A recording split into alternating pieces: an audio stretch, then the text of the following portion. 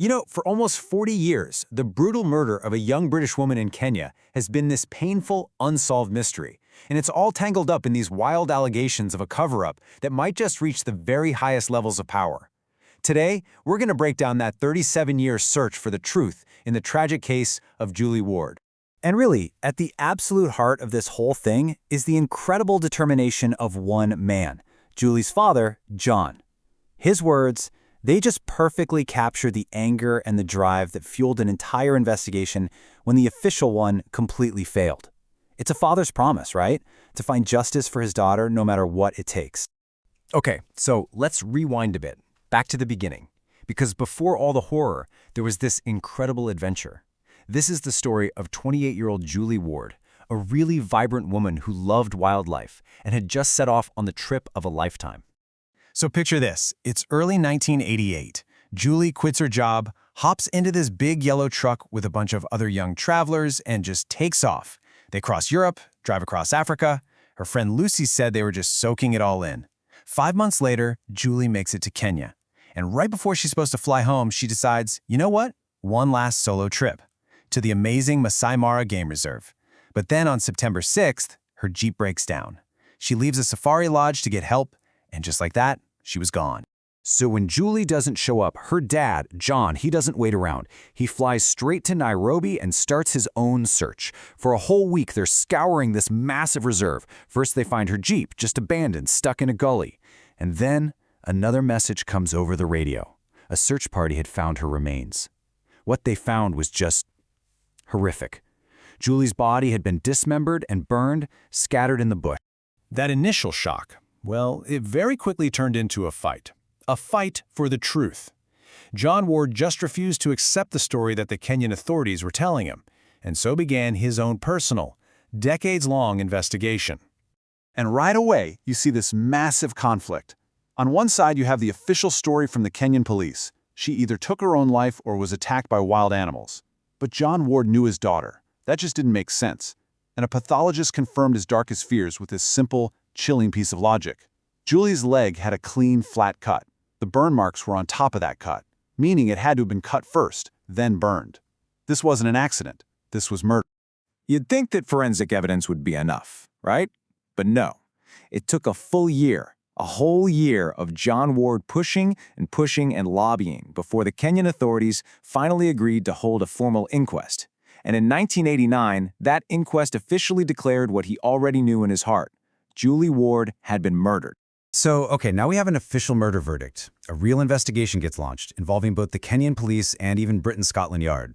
Hopes were pretty high that the killers would finally be found, but well, this is where things just start to fall apart. The whole inquiry was just riddled with failures and false leads. First up, we have David Enshow. He was the clerk at the Sand River Gate, and he claimed he was the last person to see Julie alive. He even showed investigators her name in the logbook. But here's the thing, a handwriting expert came in and confirmed it wasn't her signature at all. Enshow had forged it himself.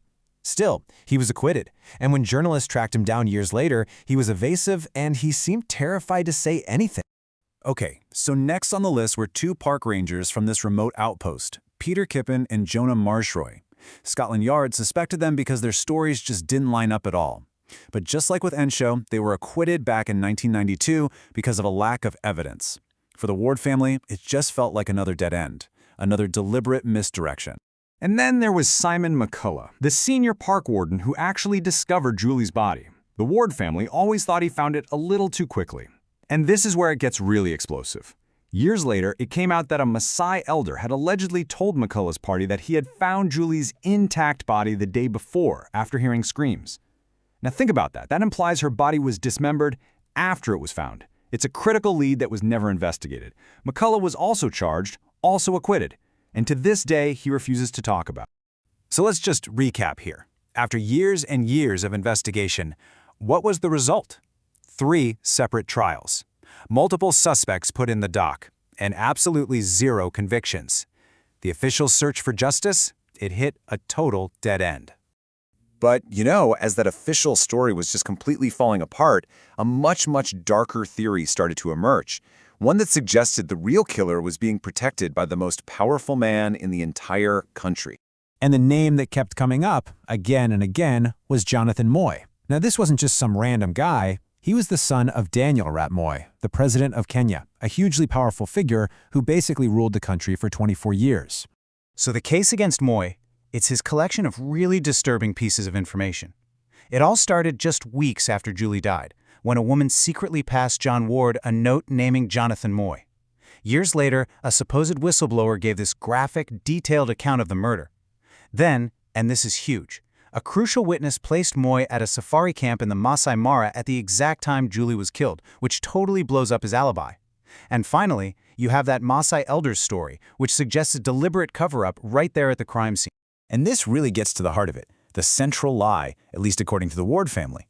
In his official police statement, Jonathan Moy flat out denied ever being in the Masai Mara. But that testimony from the safari camp source, it places him there at the key time and just completely shatters his alibi. So, where does that leave the case? Well, with the main suspect seemingly protected by his own father, everything just went cold. What came next was a story of alleged cover-ups, secret payments, and a family just left with no official answers at all.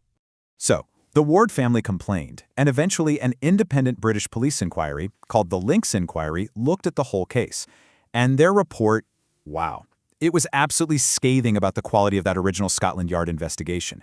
They called out a litany of errors. And while they said there wasn't enough evidence to prove an intentional cover-up, they made one huge statement. The one remaining person of interest was Jonathan Moy.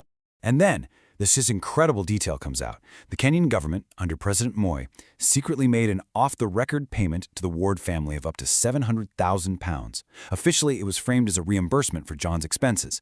But come on, given the timing, right as all this attention was focusing on Jonathan Moy, a lot of people saw it as hush money, an attempt to buy the family's silence. Which all leads to what the Ward family has believed all along, that this wasn't just a series of mistakes or incompetence. They believe the entire investigation was deliberately flawed from the very beginning, designed to do one thing and one thing only: protect the son of the president and avoid a massive international scandal. They believe Jonathan Moy got away with murder. You know, with all this talk of conspiracy and politics, it's so important to remember who we're actually talking about. Julie. Her friend Lucy, who was on that Africa adventure with her, remembers her as this kind, independent spirit. At their parents' funeral, Julie's brother Bob called them soulmates. It's just a reminder of this vibrant life that was cut short so brutally. So, that's where we are. That's the story. But it leaves us with this one huge, haunting question. After 37 years, after 3 failed trials, after a secret payment, will we ever officially know the full truth of what happened to Julie Ward? It's a question that, for now, remains unanswered.